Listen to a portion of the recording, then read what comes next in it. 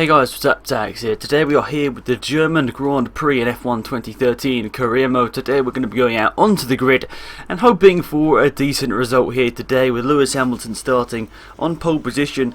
Hopefully we can bring home a double podium finish just like Great Britain, which you should have seen yesterday, because obviously we're doing 3 career mode videos in a row. So be sure to go and check out yesterday's video if you missed it.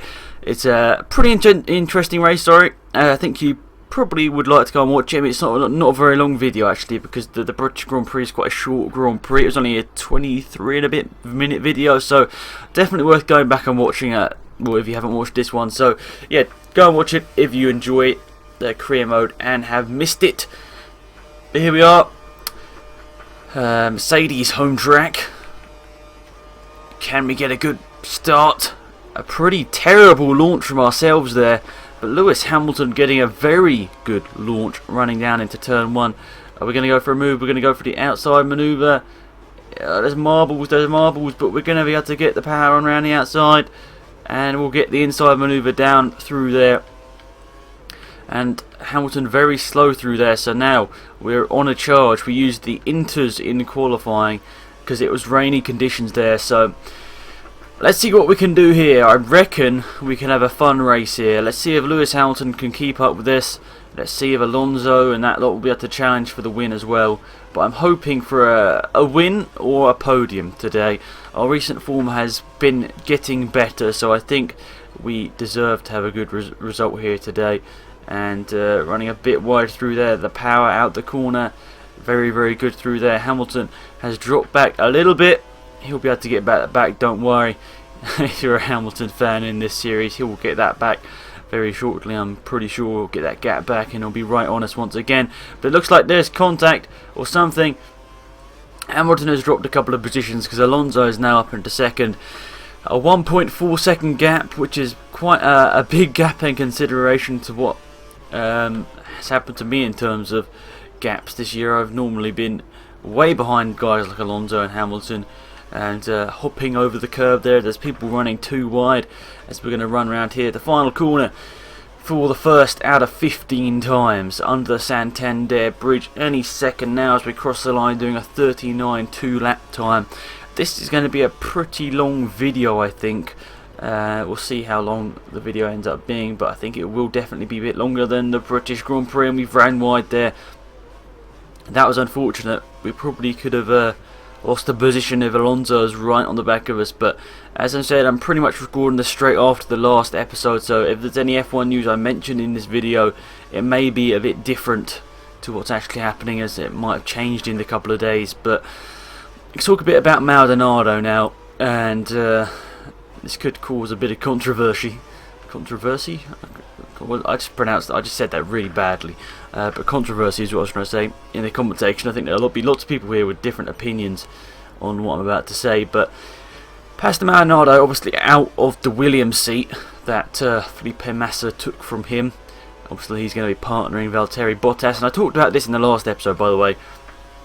So if you didn't watch that one, you definitely want to go and check it out, because I did talk to quite a big extent about this, and you might be quite interested in that. But yeah, what do I think about Maldonado? I think Maldonado's a pretty good driver. I think he does get quite a lot of slack. I think without trying to be too stereotypical here, it's mostly from Hamilton fans. And I think that's probably because of the accident that stemmed, or the various accidents that stemmed last year, 2012, between Hamilton and Maldonado, and indeed 2011 as well. I think there were quite a lot of accidents between those two. And I think, you know, to be perfectly honest, if Maldonado crashed into my favourite driver, I'd be annoyed too. But I don't really have a favourite driver at the moment. I don't really support anyone.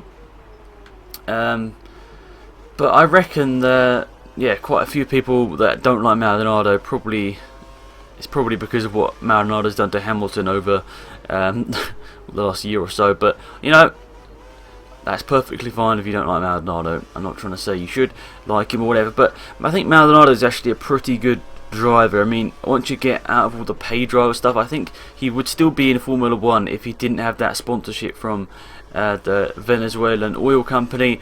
Probably wouldn't be with Williams. I think I've got to be perfectly honest here. I think it would be more likely he would have been in the when he came into 2011 I reckon he would have been in the HRT. He was here tested with HRT in at the end of 2010, I think. So I think it was most likely that Maldonado would have been in HRT if he hadn't had the money. But he did have the money, and he ended up in the Williams. And I think, to be perfectly honest, he drove some amazing races. And I think this year it's actually been his best season yet.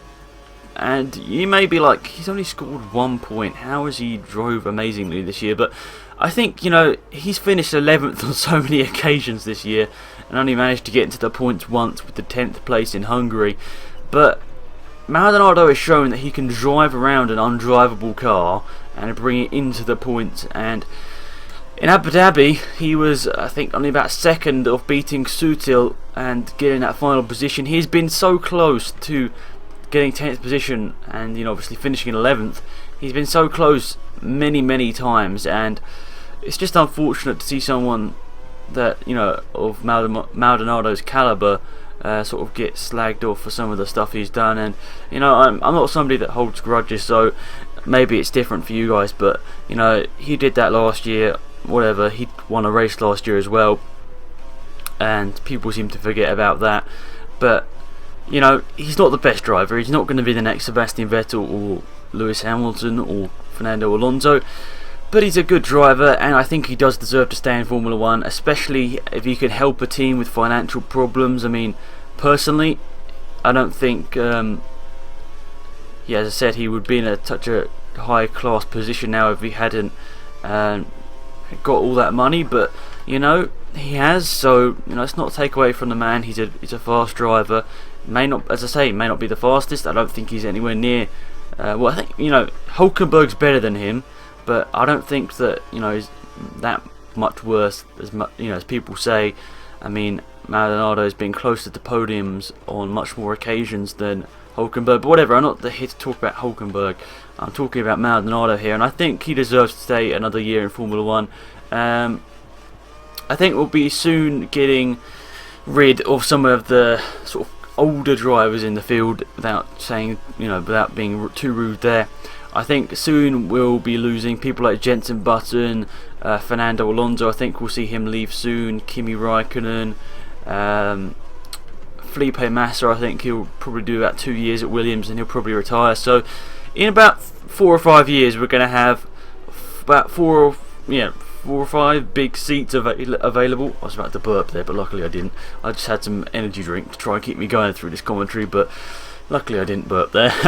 So yeah, in about 4 or 5 years we'll have some very high class positions in Formula 1. But that's just my opinion. I mean, we've got people like Button in there. Button's a good driver. Now I've sort of moved on to here, talking about Button, but I don't think Button's going to win another world championship unless the car's perfect. Button, when the car's perfect and he's on his day, he is unstoppable. But unfortunately that day doesn't come enough now, and Button seems to be just lingering around the bottom end of the points most races. I think his best finish is 5th this year, which has been equalled by Perez in India. And so, you know, is Button becoming near the end of his career? Most definitely. Whether he's going to be doing too many more years, I don't know.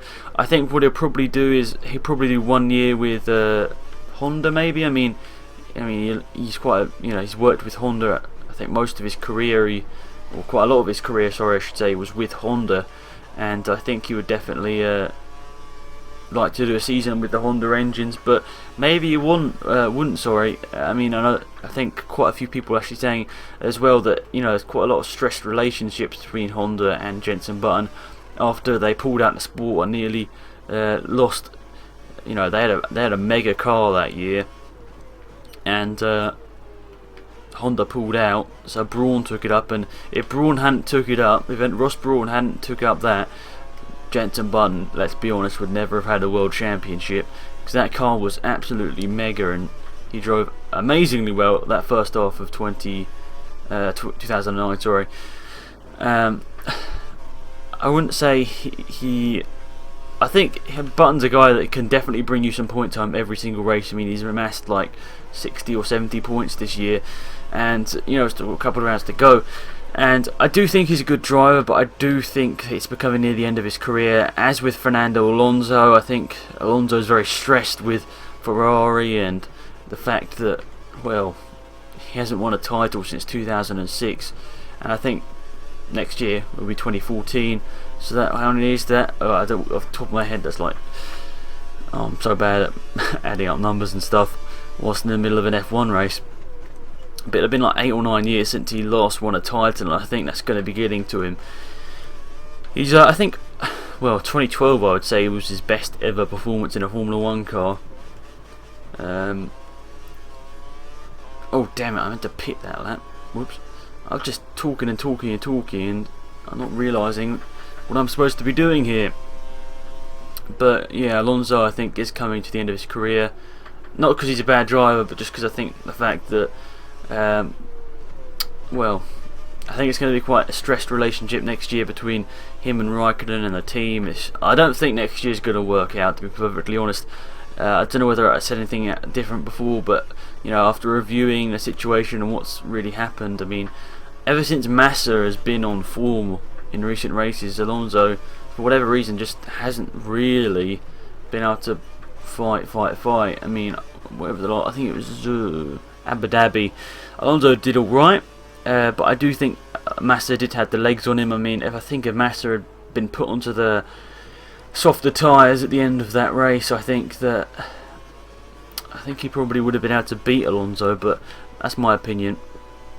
I think Massa is a great driver, and just sort of a lot of people don't realise how good he actually was, but that unfortunate accident in 2009 really sort of nearly cost him his career, but I'm thankful that he didn't.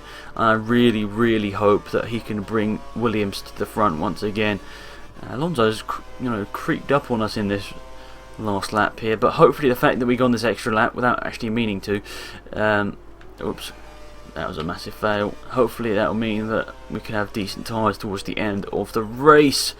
Right, let's drive slowly into pit lane. No. Oh man, I'm lucky. There was curbs on the outside there. Is there a drink of water here? Yes, there is. I normally have a drink of water in the pit stop so I can keep talking and I don't end up sounding stupid. Alright, so put on those prime tyres and away we go. Not getting held up, that is perfect. I think in the last race I did forget to show you who retired. This time it is a Button. Talked about him, maybe he just retired from the stress of me talking about him in this episode. But ooh, nearly hitting the white line there. But Alonso is incredibly close to the back of us here. We're not under any threat from Hamilton, so we're not going to use the fast fuel mixture. We're just going to warm up these tyres, then we will use the fast fuel mixture. But yeah, it's going to be interesting. I think in about 4 years' time, Vettel would have probably wrapped up a couple more titles. Probably by that time will be a 6-time world champion, I think. By, let's just say, 2018, let's just say. I think where quite a lot of people will start retiring, the big names, and we'll see people like, how would I say, like somebody, if Kvyat can stay in Formula 1 and he does the job for the next 2 years, I think he'll be promoted to a Red Bull seat sometime.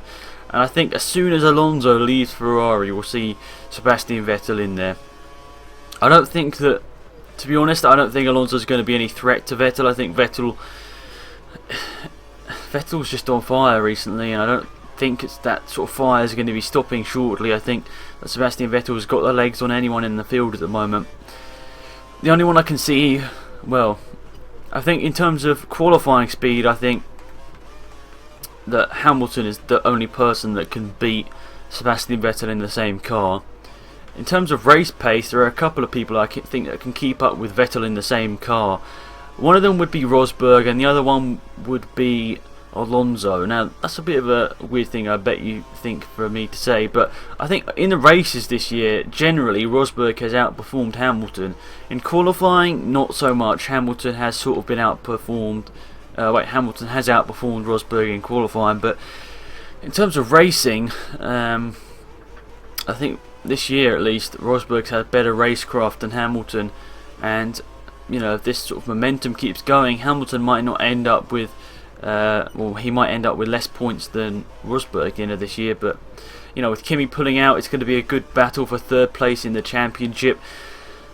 If Mark Webber's car doesn't fail, I think that Mark Webber's sort of a shoe-in for third place in the championship.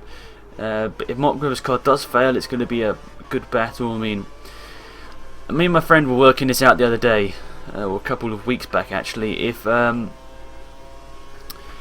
you took the races where Hamilton, if where Rosberg retired and gave him the same amount of points as Hamilton, Rosberg would have more points than Hamilton at this sort of year. So, you know, Rosberg has had the more car failures this year. I think, you know, without, you know, being rude to Hamilton fans, I think that Rosberg really has had the legs on Hamilton this year.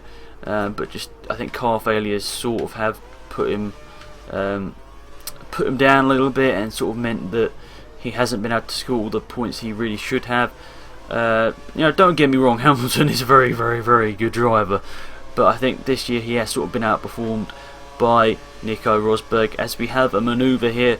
Not Sebastian, but what am I talking about? Fernando Alonso looking for the outside manoeuvre. Is he going to be able to get it down into turn 1? I just am able to squeeze him out. Phew! Sebastian Vettel actually coming on the attack on Hamilton here. And over the last 2 races, me and Hamilton would be equal in points if he finished in 3rd and I finished in 1st. I know people are going to ask, so let's go and see who this other retirement is.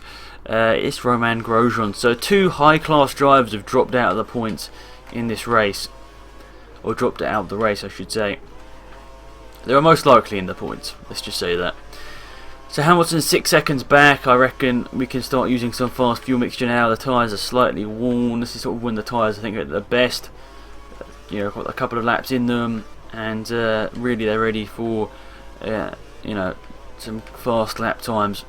And we really need to pull out a gap on here on Alonso, because I think at the end of the race Alonso will be right on us.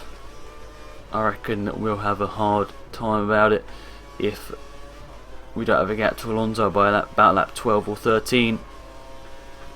If you're watching this point, let me know in the comment, but let me know, you know, if you've been listening to the rest of this video, which I guess you have.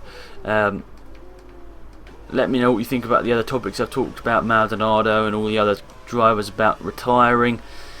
Let me know what you think about that. Do you think that's sort of a good, not a good thing? Well, I suppose it is a good thing to see some new drivers, new faces coming into the sport, but, you know, obviously if you're a fan of those drivers, you don't want to see them ever retiring. But I suppose, you know, we all got to face it that one day our favourite driver will retire from Formula 1. You know, Michael Schumacher tried to come back, unsuccessful. Kimi Raikkonen tries to come back, fairly successful. You know, he hasn't been able to go for the World Championship, but he's, you know, done well, and now he's back into Ferrari and a team which, all going well, should have a better package than Lotus next year. But who knows? It will be very fun to see the matchup between Alonso and Raikkonen. I think it's a matchup we've been waiting for a long time. We haven't had 2 A-class A-class? That's not the right wording. 2 A-star drivers, let's just say, in the same team. I say since 2007 or 2008 with 2008 with Hamilton. 2008 with Raikkonen and Massa, and then 2007 with Alonso and Hamilton. I think they were the last sort of big matchups we'd have, and obviously that was when Massa went to the World Championship, and I don't really know what went wrong with Raikkonen in 2008. It just didn't seem to gel with the car as much as the previous year, and well, at the end of the day, Massa went for the 2008 Championship, not Raikkonen, and that was actually a big blow for the Kimi fans that year that had seen him go to championship victory the year before. He just wasn't able to get that form in 2008. He just wasn't able to pull out the results he needed for the championship. But yeah, Kimi's going to be an exciting person to watch next year. He doesn't care about who his teammate is or whatever, he just wants to race. I think that's a testament that he's been driving for Lotus all this time without being paid, and I think, you know, this back problem, you know, I think we all honestly know what it is, that he hasn't been paid. They found a good excuse to not make him race for the last couple of races. Personally, you know, Kimi Raikkonen is a millionaire, but he does run a Formula 3 team, he runs a motocross team, he's got quite a lot of expenses to pay, and you know, he's probably still earned millions off sort of sponsorship deals, you know, whatever his sponsors are, I don't know. But you know, it's a job, you should get paid for doing a job, and you know, I totally see where Kimi Räikkönen is coming from. And you know, obviously I think any of us would drive a Formula 1 car and race a Formula 1 car for free, but when you're a A-star driver like Kimi Räikkönen, you need to be getting paid, otherwise you know, otherwise there's something wrong with there. And I don't, you know, Grosjean hasn't been paid either, I don't think, if I'm hearing the reports right, and Hulkenberg hasn't been paid either. But to be honest, you don't hear either of them moaning. But I think the thing is with them is that they sort of need the reputation of being just a driver. They don't, you know, don't want that reputation about moaning, because you know, Kimi Räikkönen's got the reputation of a world champion already. It doesn't matter if he, you know, does anything stupid now. He's already got that reputation of that amazing driver. So you know, it doesn't matter for Kimi, but I think it does matter for the other lot, because they will be they're still rooting for their careers. I mean, Grosjean is a bright prospect for Lotus's future. If they build a good car, Lotus will be definitely in the fight for a championship with Grosjean. Who knows? I mean, it looks like whoever's going to be partnering Grosjean next year will be a GP2 champion. Whether that be Maldonado or the formidable Van der Garde, or the formidable Nico Hulkenberg. Whoever it is, it looks like that next year Lotus will have 2 GP2 champions in their team. Looking unlikely, actually, you know, even Valsecchi, if he came in, you know, that would be another GP2 champion. But that looks quite unlikely. I mean, you know, Kimi recently, you know, because I'm recording this a couple of days in advance for some guys watching.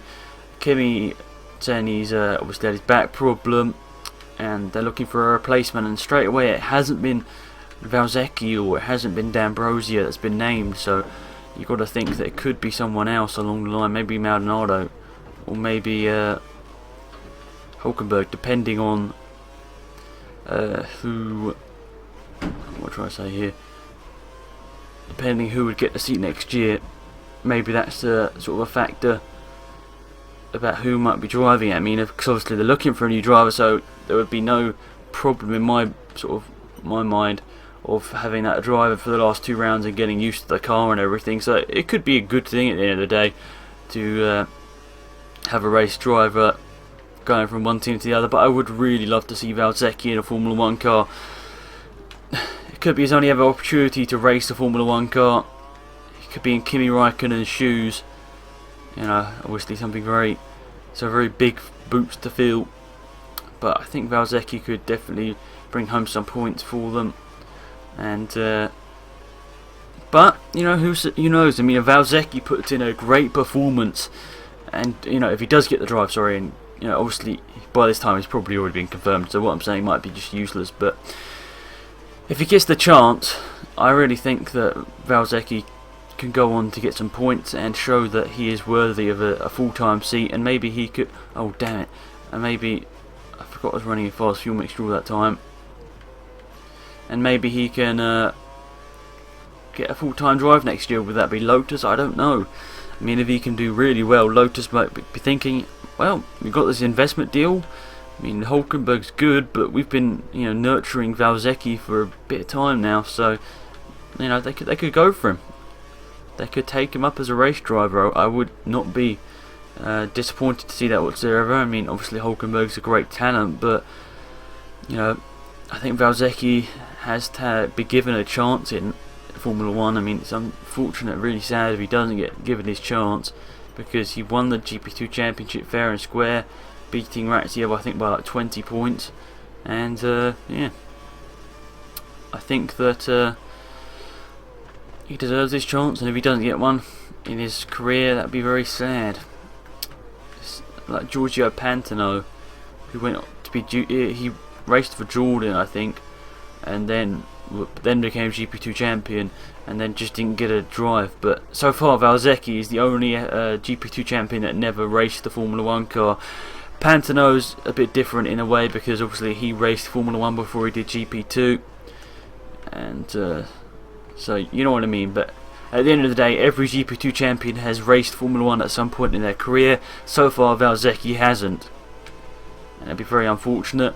Maybe there's something in Valsecchi that people just don't see. I mean, I remember watching, I think it was GP2 Asia in 2008 or something. You know, something way back in that time. Valsecchi didn't really shine. He was near the back of the grid, to be perfectly honest. I don't think Valsecchi is as good a driver as Maldonado. I think Maldonado sort of showed from the off that he could win races. I think Maldonado won races in this first year. Valsecchi could have too, but I just don't see the talent in Valsecchi that I see in Maldonado. But personal opinions, everyone has their own, and everyone is, you know, open to have their own. But whilst I've been talking the whole time, we have won the German Grand Prix. Wow, I managed to talk quite a bit through that video. Hopefully you guys didn't get too bored. Hopefully I covered some cool topics. Yeah, that's fun. Quite a good race as well. Challenge throughout from Fernando, and look at that, down the bottom of the top 10 you got Gutierrez, who outperforms Hulkenberg in that race. Wow, Gutierrez went from 17th to 9th in that race, and Max Chilton beats Kimi Räikkönen. Didn't think you were going to hear that, did you? No, you didn't, did you? No, you didn't. Anyway, championship, we're now 11 points behind Hamilton. We're closing in on Webber, actually. I reckon we've got a chance at this, at getting past Webber. Top 4 have pulled away, for sure. Then you got Alonso, Raikkonen, Massa, Perez, Grosjean, and Button is your top 10. But anyway, thanks for watching. Hopefully you enjoyed the video. It's been Alex, and I'm out of here. Goodbye.